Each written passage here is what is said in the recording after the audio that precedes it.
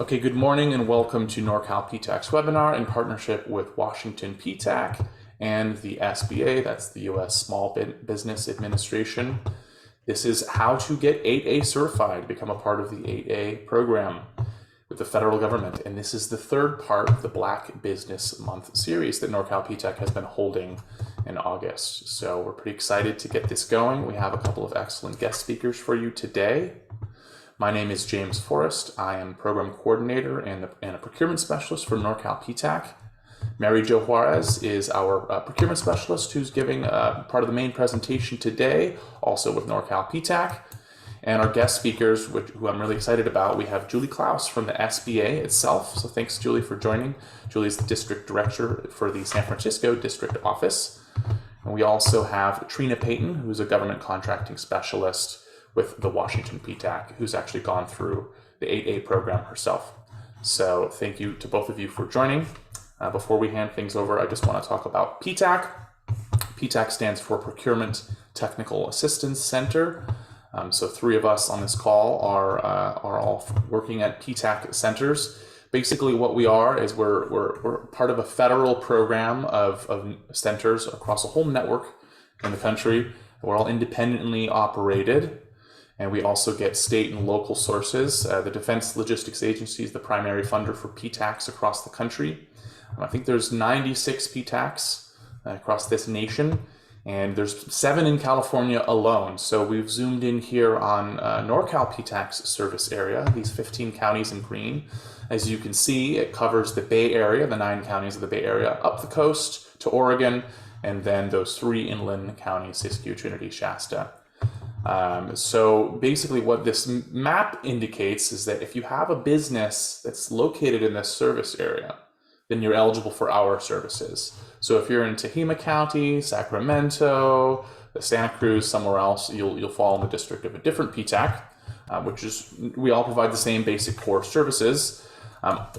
We've actually helped our clients win more than $500 million in 2021, which is the number we're pretty proud of. Because really government contracting, it's your tax dollars. And so if it just goes to the big companies, then kind of it'll eventually get back into your community. But we really want to make sure that the small businesses are getting their shot at reclaiming those tax dollars and bringing them back into the community which they were generated. So that is our mission, is to make the contracting level playing field. And we do this with 3 basic core services. The first, the bread and butter of what we do, is one-on-one counseling. So we have a team of procurement specialists who are located across the country that can meet with our clients remotely. And they basically sit down in a meeting, and then they can walk you through, kind of coach you through the processes of selling your goods or services to the government. So it's anything from SAM registrations, from all sorts of certifications, socioeconomic certifications, business development programs like we're talking about today, how to find bids, how to do compliance, really cradle to grave government contracting assistance. We don't help with grants. We don't help with funding or business plans or general business assistance. So for that, you have a program called the SBDC, Small Business Development Center. There's also the WBCs, Women Business Centers, and other programs for that. Second thing we do, which is really big, is we have a paid service that we pay for, and then we offer to you for free. So by the way, everything we do for our clients is totally free. So this is a custom bid matching profile. Basically what we do is, as procurement specialists, we'll sit down with you, work out a list of criteria, keywords of what you sell, and we'll put it into a system which will scour the internet, and every day it will give you a list of RFPs or sorts of sought opportunities or whatever it may be, opportunities in your inbox, and you can click on those and get started. Well, that's a pretty neat thing that our clients tend to get a lot out of. And then of course, we're hosting a webinar today. So as you know, we do resources and trainings. We like to bring on government agency folks and other PTAC folks like we have today, and also leverage the expertise of our own procurement specialists. So that is what we are all about. You can sign up at norcalptac.org. If you're not in our service area, you can find a directory of all the PTACs across the country, including the Washington PTAC, here at aptac-us.org. Once again, everyone will receive these slides later today, I believe, and the slides will have all these hyperlinks active and ready to go and click on. So If you don't want to take notes, you don't have to. Although, as I understand, it's pretty good for remembering things to take notes, but up to you. So I've mentioned this in the beginning, but just if you have any questions about the content, put them into the Q&A tab rather than the chat. We have a lot of folks here, so if you put the questions in the chat, they're going to get buried. So it's going to be a lot easier to put them in the Q&A. And then we'll use the chat for important other information and networking. We are recording, so you're going to get all these slides, so no worries about that. It's going to go on our webinar, or on our website. So to start things off, I just want to hand things over to Jo Juarez. As I mentioned, she's a procurement specialist with Norcal PTAC. And so go ahead and take it away here, Jo, and thank you for putting this all together. Oh, thank you so much. I'm thrilled to be here with everybody. This is really exciting for me, especially to have our two guests who are going to bring completely different and enhanced experience and expertise to this particular webinar, and I'm really excited about that. So just so you know, I work part-time with the Norcal PTAC. I did retire from the federal government, and just happy to share with you the information that I know. Next slide, James.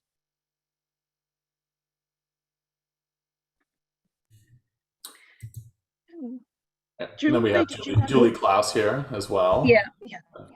I'll introduce myself when I start speaking. I don't know if you want to run through the agenda first, Jo. Okay, I'll do that. Let's go to the agenda slide. Oops, did we want to do disclosure, James? Okay. Sure. So you want to, you're not gonna, all right. Yeah, just, do you want to read out the disclosure or just touch on it real briefly, Jo? Yeah, so basically what the disclosure is we're providing you information here that's the best of our ability at the particular time of this presentation. Things can change because life is always changing without prior notice, but we're doing the best that we can at this particular moment in time. Okay, thank you. So our agenda today, we're going to touch on a number of things. We're going to start out, and Julie's going to speak about the SBA program and services. Then we're going to go right into the 8A eligibility requirements, the benefits of this program. We're going to spend a little bit of time in an area that I personally find that clients have some difficulty with, which is the designated socially disadvantaged criteria. We'll then go into the 8A application process, and then we're going to have Trina talk about her experience with the 8A program. And James, did we want to go ahead and do a poll right now? Yeah, I was waiting for the cue. So I've just launched a poll. So it's all single choices, these two questions. We just want to get to know our audience a little bit. So just take a moment and it should pop up on your screen and just give us an answer about your experience. The first question is, what's your experience level with government contracting in general? And then what's your level of involvement with the 8A program? So we're curious if you're just interested in the program, or if you've already certified, or if you're applied, or what. So good to get to know our audiences. Also see a lot more folks have joined since we started. So just a note that we are recording, and everyone's going to be getting these slides in the video recording later today. All right, I'll give it a couple more seconds on the poll. And so if you're just joining right now, go ahead and click on the poll. I'll give your answer. Got more than half folks. Richard just put into the chat, will the slides be shared? They sure will. So you'll get them. All right, I'm going to end the poll now. So I'll share the results out. Looks like it's kind of split for experience level with government contracting, a three-way tie almost between no experience, very little experience, and moderate experience, with most folks being on towards the no experience side. So got some beginners here, which is totally fine. What's your level of involvement with the 8A program? Got a few folks curious about the program, 16%, 74% considering applying, and only 3 of you are currently working through the application. 1 is certified and 1 is selected other. So thanks, that's important, valuable information for us to get to know who's out there and who we're talking to. And all right, go ahead and take it away, Julie. Good morning, everyone, or good afternoon to our guest from North Carolina. So my name is Julie Klaus, and I'm with the Small Business Administration. I'm the director of the office that's based here in San Francisco. But SBA, we are everywhere. We have at least one office in all 50 states. We have 6 offices here in California. So even if you're joining us from somewhere outside of the Bay Area or Northern California, certainly can connect you with your local SBA district office. We service 14 counties out of this office. You'll see them on the screen. But before we kind of take that deeper dive into 8A, I did like to take the opportunity to kind of just do a very quick overview of kind of the different things that SBA offers, because you're all, in business, presumably growing your business, and there's lots of tools available that you might want to tap into. So I like to just kind of give a quick overview, and everything kind of goes into the 4 buckets you see here: access to capital, government contracting, the business advising and education, and disaster assistance. Next slide, James, please. So just really quickly, I think most people think SBA, they think money, right? They think capital. And we do have a lot of different programs, everything from micro lending from $50,000 or less, all the way up through, on the other end of the scale, venture capital, our SBIC programs, equity financing. The government does not take equity in your business, but we license venture capital firms to provide funding, equity funding. And then kind of in the middle is our loan guaranteed program. This is the most popular program. We can guarantee loans made by financial organizations, for-profit and nonprofit organizations, up to $5 million. Also, because we're talking contracting, I do like to point out we have a bonding guarantee program as well. So very similar to our loan guarantee, SBA does not provide the bonds, but we can guarantee bonds issued by sureties, and we can guarantee bonds, bid performance and payment bonds. This is a great tool because if you are in the industry where you do need to be bonded in order to do work, you can, help. This program will help you either get your first bond if you're struggling to do so, or maybe be able to increase your bonding levels more quickly than the surety would do without the bond guarantee. So another program that some of you might be interested in. And then our SBIR and STTR, SBIR, Small Business Innovation Research. This is the seed funding from the federal government. So the largest 11 agencies have R&D money, and we have a certain amount of that set aside for small businesses. So if the government puts out a proposal for something it's looking for, research, innovation it's looking for, and the trick or the hook with this one is that there also should be an ability, or hoped to be an ability, to commercialize whatever this is as well. So this is another opportunity for funding from the government if you are a business that is able to do some research and development for the government. The other aspect, and James touched on this, is the business advising. So SBA has a wide network of resources that we fund: small business development centers, the SCORE program, women business centers, and veteran business outreach centers.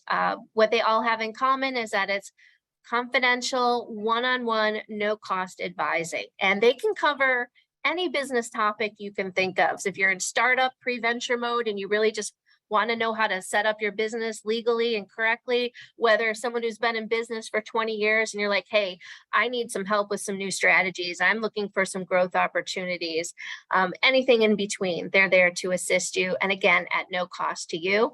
The PTAC is not funded by SBA, but we do consider them a valuable partner in this bucket as well. With their expertise in contracting, they are a great resource for businesses interested in that space.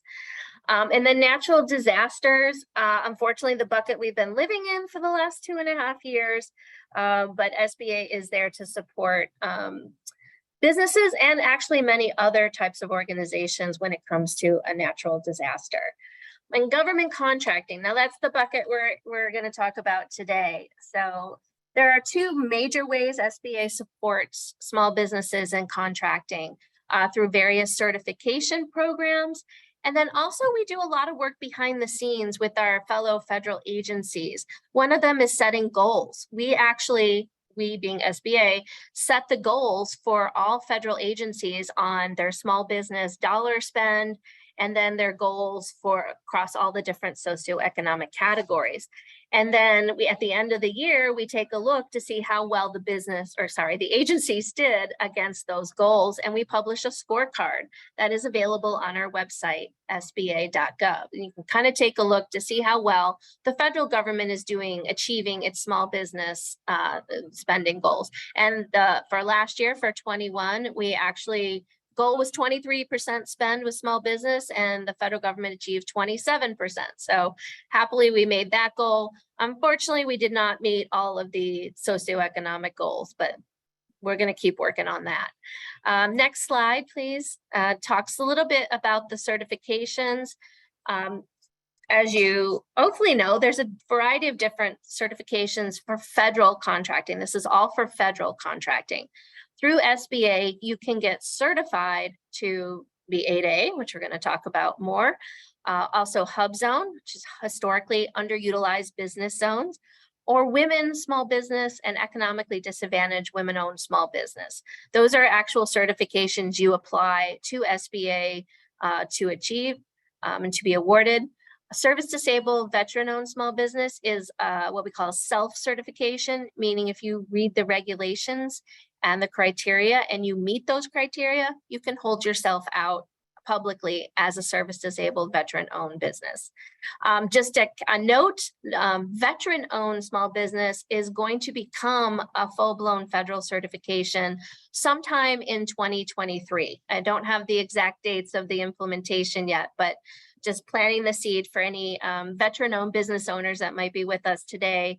There will be a full certification coming in 2023 through SBA.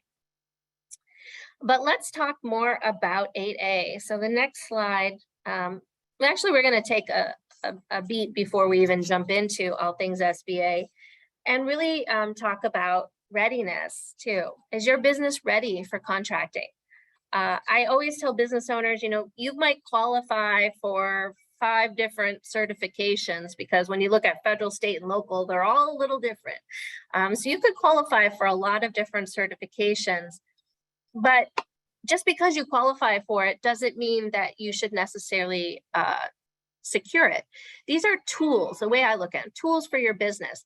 Are these tools going to enhance your business? And that takes doing a little bit of homework. Do you know that the government is buying what you sell? And if they are buying, who are they buying it from? And what kind of socioeconomic categories or set-asides or other tools do they utilize to make those purchases? If you're in the contracting space, there's a lot to learn, right? And I always tell people with the certifications, there's a lot of paperwork, unfortunately. So you want to make sure you do a little bit of your homework and make sure you're ready and you're capable before you jump into this world. There's lots of tools that we help. You presumably are exploring this space because contracting can help you, build capacity in your business. It can diversify your revenue stream, and it, in general, help you grow your business. But I do want to make sure that you're ready for this and that it does take some effort. It does take some time. There's business development efforts, there's marketing efforts. So your time and knowledge are things that we're going to tap into to make you successful in this program. So you want to make sure your business is up and running and is running smoothly so that you are going to have some of the time and energy to dedicate the resources to making yourself successful in federal contracting. And I think our next slide starts us off on our 8A journey specifically here. So the 8A program is, you can see on the slide, is actually a business development program. It is, in the contracting space and has contracting benefits, but its primary function is business development. It is a 9-year program. And it is a one-time shot. So as a business, you can only apply once and be accepted once to this program. So again, this goes by you want to really be ready before you apply because you only have 9 years and you really want to maximize your experience. And I know Trina is going to have so much insight for us, given her experience with the program. This program can help you, again, build your capacity. It obviously gives you access to government support from the government. We do a little bit more hand-holding with this program. There are business development focus that we take, there's education that we provide, specialized education and training, and some tools that we make available to our 8A certified companies as well. Right now, for example, the agency is offering free access to BidSpeed for all of our 8A companies. BidSpeed is an online platform that helps you find business development opportunities. It helps you see RFPs that the federal government has put out.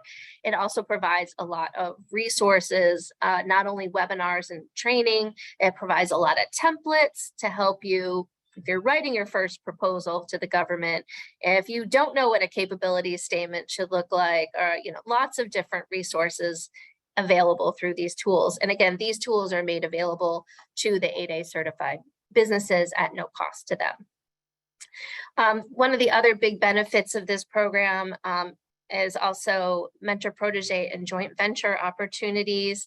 Mentor protege is what I like to call the business development side of what you're doing. You and a mentor can work together. You as the protege will identify what needs you have. Maybe it's education, maybe it's help meeting federal agencies, maybe you got to get your accounting practices up to speed so that you can invoice the federal government the way that they want so that you can get paid.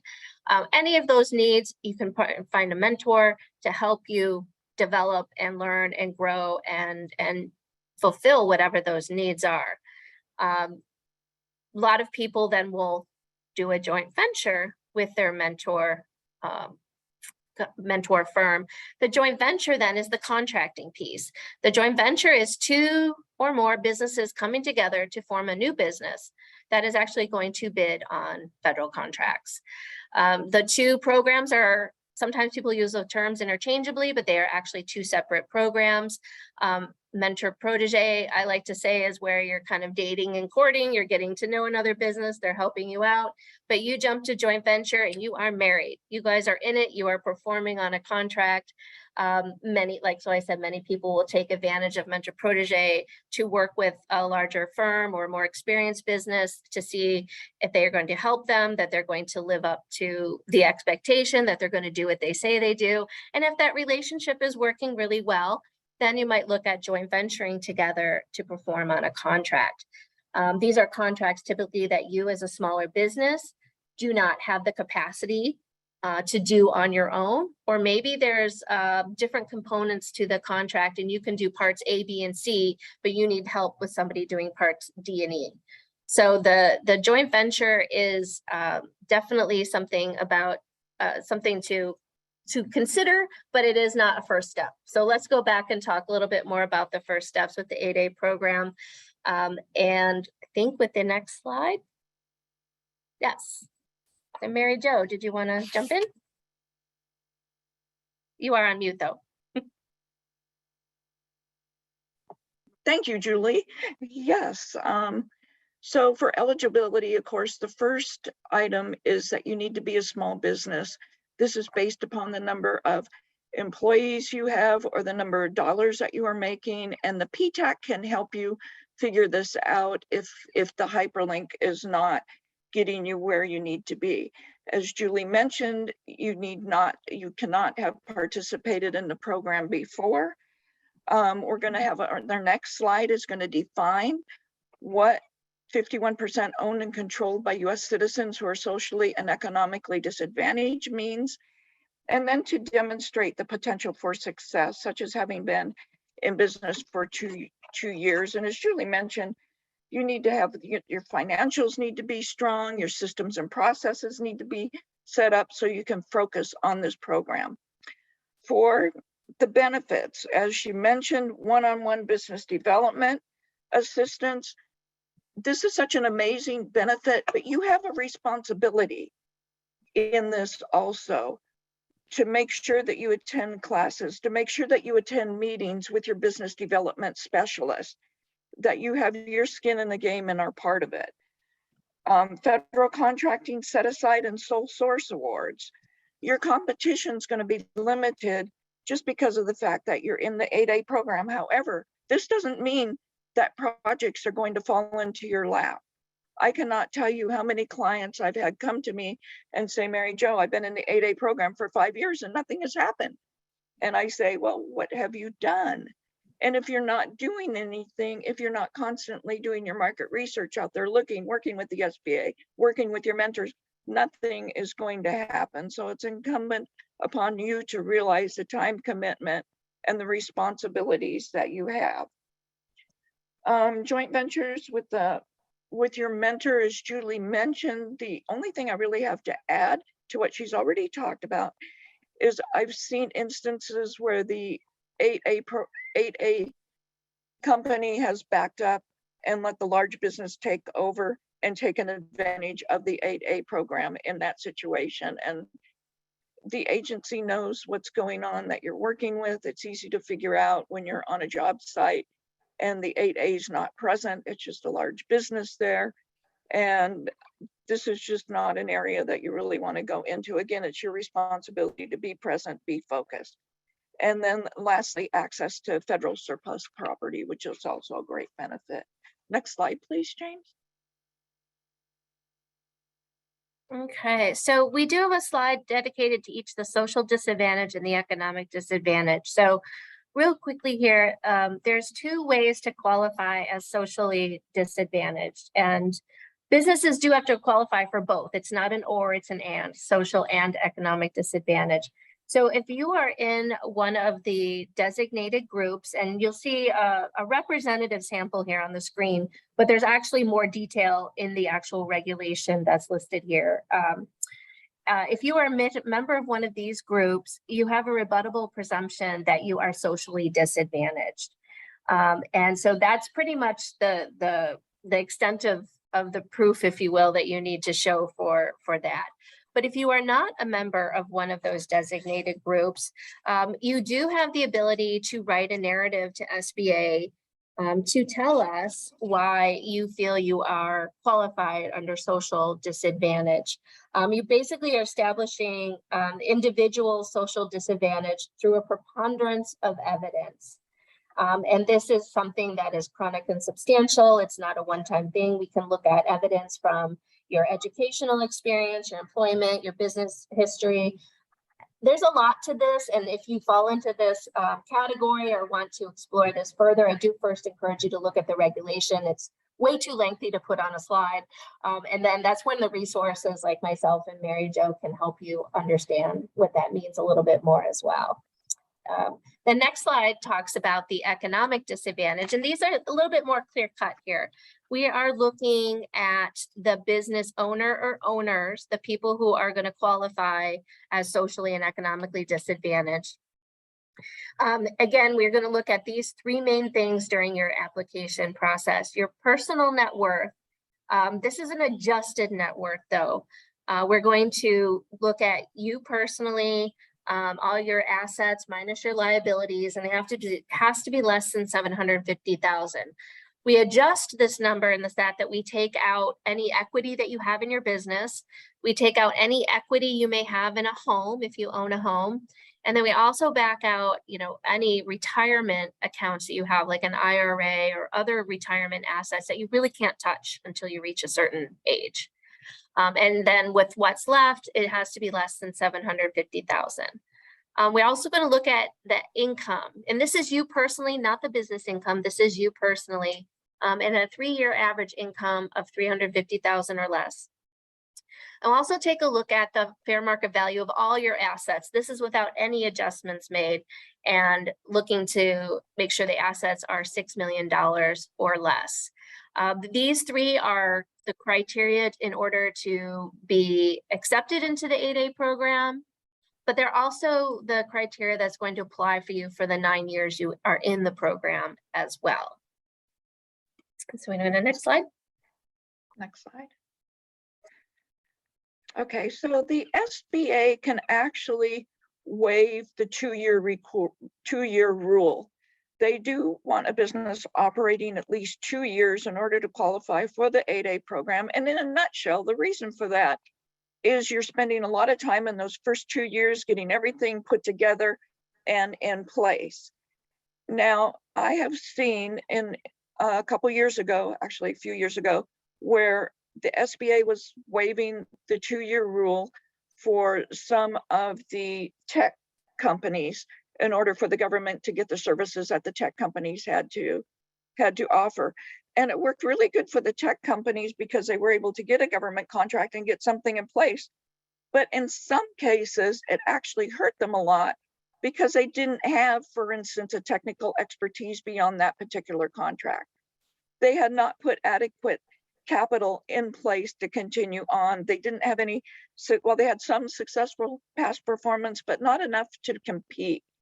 Remember, the 8A program is 9 years. 9 years sounds like a lot as we're sitting and talking about it now, but when you're in there and working in it, it goes really, really fast and does take some time to focus on it properly. Next slide, please.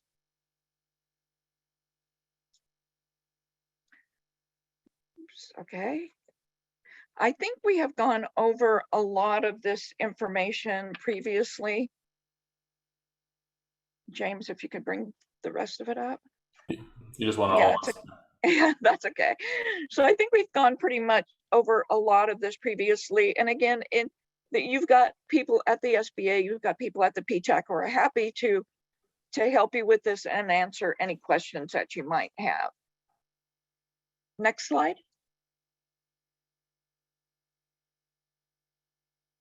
Okay, and Julie and I are going to address this one together. We've already talked about what you need to do, I believe. First of all, being in SAM, verifying your eligibility. The PTAC can help you with a lot of this, or the SBA can. This certifysba.gov, what I would like to say on the online certification is that I find that is one of the easiest, not from the sense of collecting paperwork and everything, but the easiest to understand and follow the application process because it's all laid out for you. It puts you through basically little classes, if you want to call them that. And Julie, please jump in at any time. That helps you determine if this is a fit for you. There are lists that tell you all the documentation that you need to pull together, whether you're a sole proprietor, an LLC, everything that you need to get in place ahead of time and put in an electronic file, and then you can just upload it as you're going through the actual certification process. Go ahead, Julie. Yeah, you said it, Mary Jo. It does behoove you to download. There's a knowledge database in the system that'll let you download checklists and things, so you can gather all the required documents before you start the process. You'll answer a series of online questions and then upload supporting documents. And this is really typically your 3 years worth of your financial statements, assuming you've been in business for 3 years, 3 years of business tax returns. Initially, they're going to ask for some more information. They'll want to see the resumes of the owner or owners that are applying for the social and economic disadvantage status. They're going to want to know about the business and the formation of it. If it's a corporation, they'll want to see the articles of incorporation and the bylaws. But the tool, the certified.sba.gov platform, really will walk you through it step by step. But that's also what all of the resources here are here to help you with that process as well. Okay, and next slide. Okay. Well, it's just a little bit more about Certify, as a tool to check out for the resources, not just to apply, but also take a look at it before you apply for the resources that are there as well. Right. Okay. And next slide is an excellent, this will be really handy for you when you do receive the slides, because you'll be able to click on these and take a look and do some exploration. And Julie, I'll let you address it a little bit. Sure. These are just different ways to stay in touch with my office here in San Francisco, or there's some the SBA.gov links too. If you are looking for an office in another location, you can use our local assistance finder to find the resources that are geographically closest to you. And though that's it for just a quick way to connect with us here at SBA in San Francisco. I think the next slide goes into Trina. Yes. Trina. Yay. Right. Okay. All right then. Lots of good information. So I'm here to speak about and talk about my experience. It wasn't as straightforward as I thought it was going to be when I started, but I'm happy to share with you some of the lessons that I learned and some of the advice I would give to those that are considering the program. Next slide. I probably should have started with my introduction, but you'll be able to see all of the other things and some of the stuff I accomplished in the slide deck for those of you that want more background information. I have quite a few slides, so I'm going to try to get through those and not talk so much about my background in that sense. Next slide, please. Okay, a little bit of my background in terms of my experience as a business owner and an entrepreneur. I started my business in 2003. After I worked for DoD for a time, as well as taken assignments with large corporations, Nordstrom, I worked in their IT department as a project manager, and for Washington Mutual, for those of you that remember Washington Mutual, I worked there as a program manager in their IT department. Then I decided I wanted to open my own business. A friend sort of dared me to do it, and I did it, and it was crazy, basically. So I started doing small consulting efforts. My background and training is as a project manager, like I mentioned. And those efforts led to some small assignments, but it literally took me about a year, year and a half before I got my first real contract, meaning a contract where I was making money and I felt like I was doing what I wanted to do, what I wanted to build my business on. So after I got that contract, one contract is literally not enough. So I decided to apply for the 8A program. I always had the 8A program as a target because, again, being in IT, almost every agency, commercial or public sector, needs IT. So I knew there was a role there or a market there that I could target my services to. So I applied for the 8A program. I got I applied in 2006. I applied with a waiver because at that time I did not have the 2 years that I needed. Some of these dates are off, but I didn't have the 2 years. I needed the waiver at the time. So I applied with a waiver. I was rejected, and then I appealed, and I won on appeal, which I thought was like the biggest Hail Mary ever. But I won on appeal, and then I did what most people did, was I started, trying to work the program. Now, my initial impression while I was waiting on a decision for my application was that the SBA was going to help me. So that did not happen the way I thought it was going to happen, and we'll talk a little bit about that later. But so at that point, I'm in the program. It was very exciting for me in the beginning. I had all kinds of hopes for the future. And my program tenure while I was there was basically, I spent the full 9 years in the program. Most of the activity came in the first 5 years. And then during the transition phase, which is the second 4 years, or the second 5 years, or the 5 years after that is the transition period where you're expected to only do a certain amount of 8A sole source work. And I was able to fulfill that. So I stayed in the full 9 years. During those 9 years, I had lots of business BOSs, which are business opportunity specialists, which sort of help you or manage you through the program. And I had quite a bit of what I thought was turnover, in that I had 5 of them. And the last one was a BOS specialist here in Seattle that is still there. So I didn't burn her out. That's good. Approximately 30 or so sole source awards during the program. I consider us probably fairly successful, not, uber successful, but those sole source awards did help us or give us more time to understand the procurement process. And that was very important, is understanding that. Our revenue high was somewhere around the low 8 million. We were doing a lot of equipment sales, a lot of services sales. And so there were some times where we hit a little bit under 8 million. And then of course there's that ramp up and then the ramp down.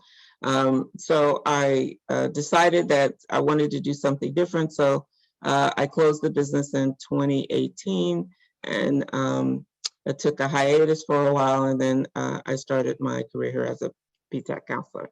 Next slide, James. Okay, lessons learned, right, from program entry. I did my homework. I did research. That's how I found out about the waiver. That's not something that the SBA really touts out there. So the fact that Julie or Mary Jo mentioned it was rare to me. They don't particularly want to advertise the waiver part of it. And I don't think that it's right for everybody, but I knew that I had a lot of the things that the program wanted in terms of potential for my business. So I did do my homework. I applied for the waiver, and when I did not meet all of the criteria for them accepting the waiver, they rejected me. And then they gave me a list of the reasons why they rejected me, and I was able to answer those, and that's why I went on appeal. Market research. I did zero market research to see which agencies actually would buy what I was selling at the time, which was project management services. And then later on, we got into more of the heavy duty IT solutions, where you're essentially going in and you're replacing a network system, or you're going in and you're taking over a help desk situation. So we did not do any, or I should say I did not do any market research. And I really regret that, because there are some people that are not in IT, which is still a very lucrative and booming part of public sector contracting. So is construction. There's some things that the government just buys a ton of from small businesses, but there are other people that are not in those areas. That market research that you do before you decide to go into the 8A program or apply for the program is really critical. And I regret I didn't do it, because I spent, like Mary Jo mentioned, I spent a lot of time figuring out what it is I had in this 8A certification and how could I leverage that as best as possible. So don't wait don't wait until you get your certification. Do that at the same time you're seriously considering getting your certification. And also work on your value proposition. Your PTAC counselor can really help you fine tune that. Most of you know what your value proposition is to your commercial clients, and that may or may not translate smoothly to the public sector. I suggest that working with somebody that knows the public sector and that has the time to spend with you to do that. I really recommend that. And then you want to maximize your time in the program. Like one of the key contracting vehicles, which is it's a GSA contract, is called 8A stars. Had I timed my entry into the program better, I could have had 2 shots at 8A stars, which is a multi-billion-dollar contract. And I still, to this day, think about missed opportunity for that. So, time your entry, and a lot of that's going to again depend on the market research that you do. Uncomplicate your finances, meaning if you own multiple businesses or you have all kinds of different things going on in your life that you have to explain to the SBA how it impacts or shouldn't impact your financial situation, it's going to tie up your application. So on any level, well, I was single, but I had some different properties.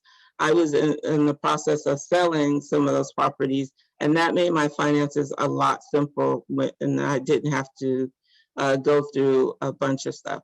At this point, I should say that there was no website for us to upload these documents in. This was the sneaker mail. I had to mail all this stuff in. So if you don't get if I don't get any sympathy whatsoever for anything, it should be the fact that we did this through the U.S. Post Office. So you should count yourself lucky with the website thing. So ask questions. I asked questions. I was at the time living closer to Seattle, so I would go to the SBA office in Seattle and ask questions of all kinds of people who I knew were in the program and graduated from the program. And that was a wealth of it helped me understand and make me feel more comfortable about what I was doing when the conversations I had with people just reaffirmed that the program was the right program for me. And also be clear about your goals. I know everybody wants to be uber wealthy, but in that interim, you want to set some goals that are probably more achievable and make sure that those goals are in line with what the program can grant you. How am I doing on time? Okay, I got to speed this up. So the application process for me was not difficult. Certainly wasn't as thorough as it is now in terms of the back and forth. I didn't feel like I had a lot of opportunities to do a ton of back and forth. I felt like I had to really nail it. And so I put a lot of time and effort into reading and making sure I understood everything they were talking about. Next slide, James. My lessons learned when I was a program participant. Make sure that you're doing your marketing smartly. You're going to get a lot of telemarketers coming at you, promising you a lot of things. I had one guy that promised me that he would take my company, which was doing very little revenue, under 100K for IT, that's pretty small, to $5 million in a matter of a year or so.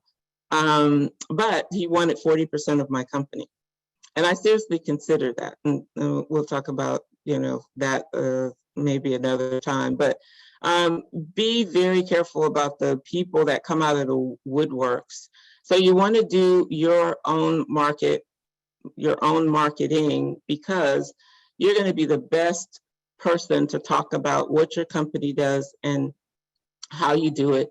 And people want to see that passion, that you've not just taken the program and then transitioned all of the marketing to a third party or something like that, that doesn't really basically have any skin in the game. So marketing smartly is important. Know the program rules. No one's going to impart the rules on you. It's incumbent upon you to know the program rules if you are a program participant, and understand how those rules are going to work for you and what compliance means, because staying in a constant state of compliance is very important. After you've done all of this work, you secured the contract, and then your BOS specialist tells you that she can't accept this on your behalf because you are not in compliance, and then you scramble for that, and you may miss an opportunity. So don't shoot yourself in the foot simply because you've blown off the compliance the questions that they're asking you. Partner strategically. I know Mary Jo and Julie talked about the mentor protege program. I had some initial conversations. I never participated in the mentor protege program. It was a different program then than it is now. But the same basic principles apply. Again, that marriage and dating analogy that Julie brought up was very important. You don't want to be saddled with a partner that's going to treat you less than what you deserve. So there's a lot of screening that goes with it. You should also take advantage of the fact that, agencies have a certain duty to speak with you. And so there's a lot of really substantial conversations and roads that you can make with an agency once you identify yourself as an 8A program participant, and you're pretty much persistent. You don't want to be a crazy person about it, but they want to know that you're serious about making partnerships with them.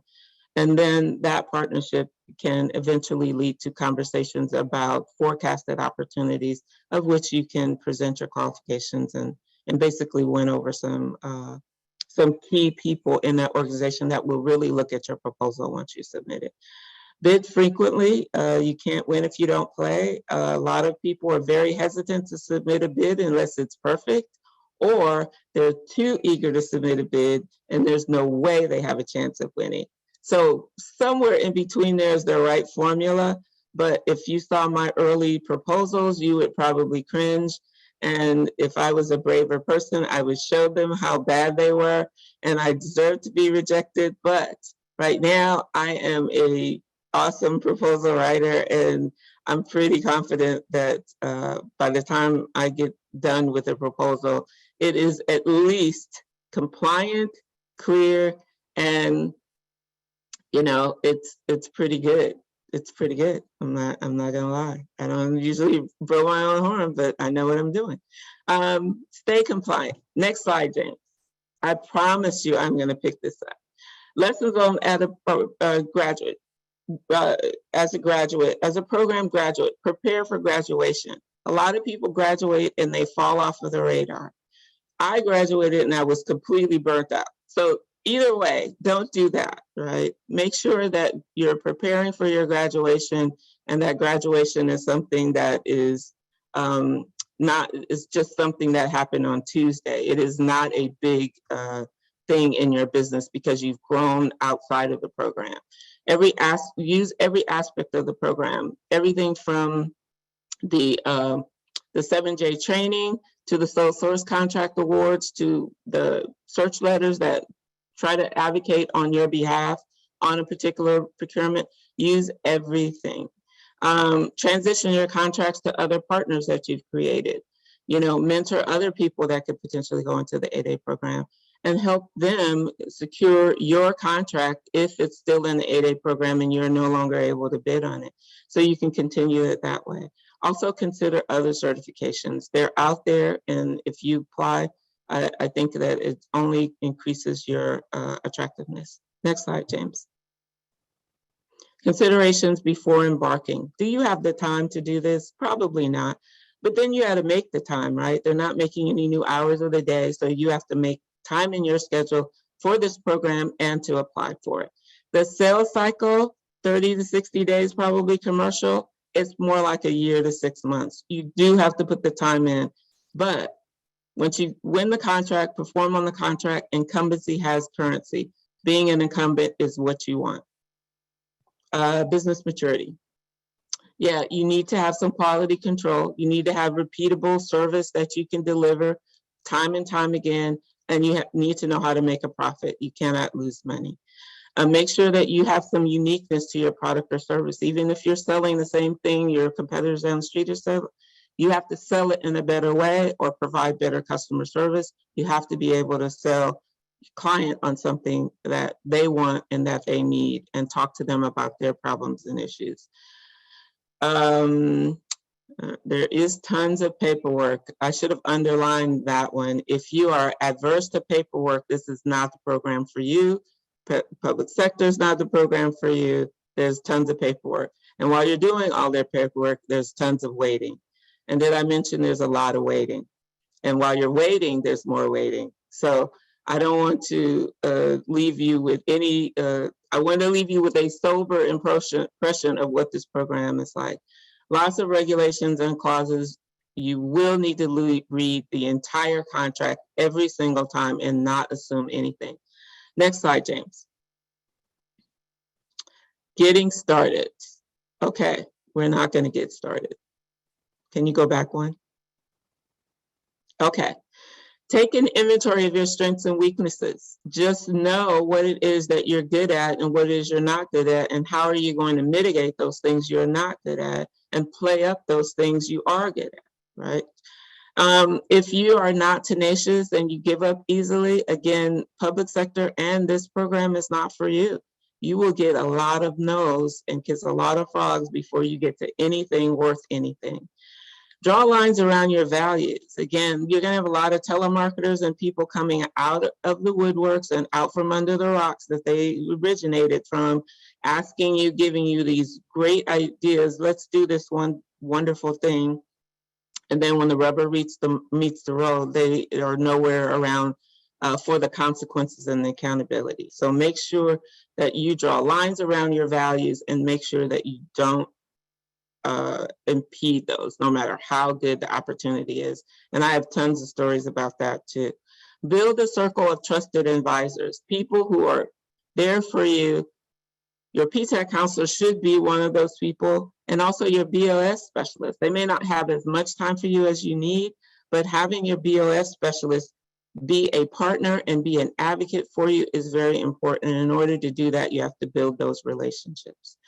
Do your market research first. That's another one I should underscore. Know who your potential customers are.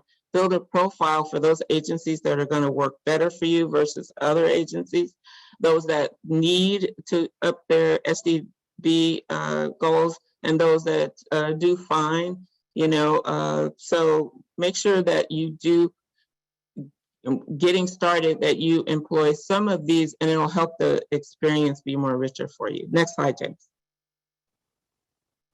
Okay, all righty then. Well, that's the end of my presentation. If you have any questions for me, you can put them in the chat, or you can send them to me. I'll put my email address in the chat, and I'm sure that your current PTAC counselors, if you don't have one, whatever your area or state is going to be able to continue the conversation.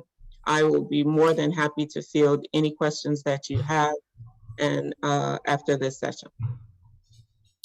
Thanks so much, Trina. That was, I think, really great after the SBA intro and PTAC intro to have the first-hand account of what it was like to go through. I think that's a great example of something that's helpful for our clients and our attendees. So I really appreciate you setting aside some time in your morning to join us.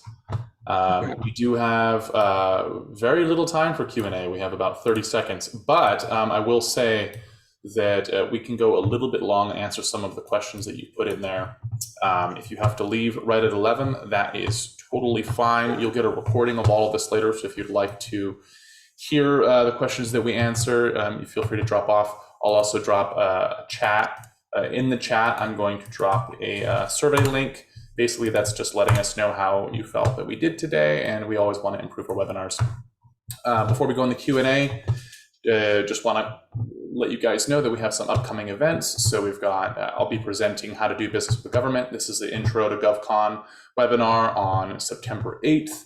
And then we've got how to do business with the state of California. So a very specific form of government. So if you're curious about either of those webinars, that's on the following day, September 9th, which is actually California's birthday. So happy birthday to California coming up. All right, so questions here. Let's dive in. We've been answering some of the questions in the Q&A by typing. So if you do have, if you have some curiosity, you can go ahead and check out those answered questions.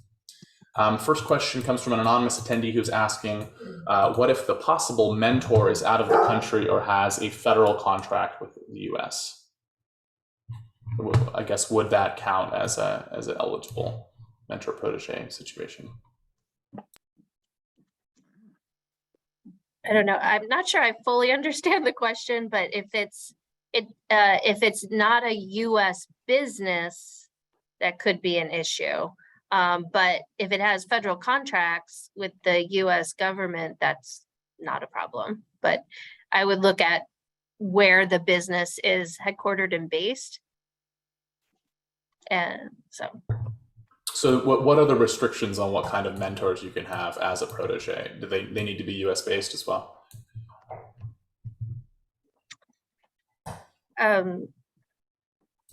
Well, the mentors can be any size business. You're going to want somebody who's got experience, obviously, in federal contracting so that they can help you in that space. As far as the criteria, there's actually a good little video that each of the mentor and the protege will each watch their own respective video that'll take a little bit deeper dive into some of this. So it's always a good jumping off point as well. I'm trying to remember off the top of my head. I don't have that reg section pulled up, but it doesn't have to be a US business. But it can be of any size business. And obviously it does have to be a US business, you said? Yes. Okay, great. All right, we have another question from T. Gajanan. What does the benefit of 8A as federal surplus property mean? Assuming that was from one of the slides. Either of you know? Yeah. Do you want me to take? So federal surplus property, as an 8A firm, you are eligible to obtain federal surplus property. This is property that any federal agency has maybe what we call excessed, meaning they don't need it anymore, but it still might have viable use in life. And there's not, not everybody has access to the surplus property, but 8A firms are one of the groups that does. And I don't know if Mary Jo, you want to talk more about that? Yeah, I've seen a lot of 8A firms use the federal excess property, for instance, to improve their office area, with desks and file cabinets, and expand that type of thing. I've even seen them grab office supplies and paper and drafting tables. It's just whatever's available. All right. I didn't know about that. That's cool. Yeah, it is pretty cool. And Julie, I see you're in the middle of typing an answer to Charles Hill. Do you want me to read that aloud, or do you want to read that? Sure, you can read it out loud if you want. Okay. Charles is asking, if a business owner's personal net worth exceeds the limit during the time they're in the program, will the owner be removed from the 8A program? And the answer is, that is definitely a possibility, but we would look at totality of the circumstances. So we're going to take a look at everything as that situation exists at that point in time. But yes, those thresholds, the economic disadvantage thresholds exist for a reason, and they are criteria that you need to adhere to stay eligible to remain in the program for the full 9 years. Okay, great. T. Gajanan has another question here. Is it a good idea to get into the SBA Mentor Protege program after 8A certification, or should that be explored before submitting the 8A application, or together simultaneously? Yeah, so the Mentor Protege program is actually open to all small businesses. You could do it at any time, assuming you're a small business. If you are an 8A certified business or women-owned or whatever, your certification will attach to that Mentor Protege as well. Actually, I'm sure that 8A could attach afterwards. I don't think I've had that scenario. Usually I have people that become 8A certified and then look to become, to form a Mentor Protege agreement, but you don't have to be, it's not limited just to 8A firms. Any small business can form a Mentor Protege agreement. Okay, great. This is an interesting question again from Charles. How does the SBA determine the value of the real estate holdings to calculate the total assets or net worth? When you complete your application process, you are going to, part of the online forms is the your personal financial statement, basically. So you are going to admit what you think the value of your property is, and then if it looks in line, SBA will probably take your self-assessment. If it doesn't, they usually look at Zillow when they're doing property value assessments. Okay, great. So again, we've answered a lot of the questions by typing due to a dearth of time, but we are out of questions at this point, so thank you so much. We've gotten some thank yous coming in the Q&A in the chat, so thanks everyone for participating. Someone's asking where the PTAC in San Francisco is. That is us. You are talking to the San Francisco PTAC, but we're actually located in Humboldt County.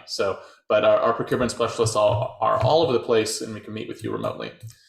So please apply. You can see our link there, Norcal PTAC, if you're in our service area. If you're looking for a different PTAC, you could find that second link there. And again, in the chat, I dropped a survey just to let us know how you felt about today's webinar. So please, I'll drop that there as well. And And everyone's going to get the slides and the video recording later today, and you can review the Q&A and everything for things you may have missed. So thank you so much. Thanks, Mary Jo. Thanks, Julie. And thanks, Trina, especially for joining and sharing all your knowledge and expertise today. Thank you, James. And thank you, Julie and Trina. Very much appreciate it. And thanks to our audience for joining in. You're, of course, why we do this. So we'll see you at future events, everyone. All right. Bye-bye. Thank you. Bye.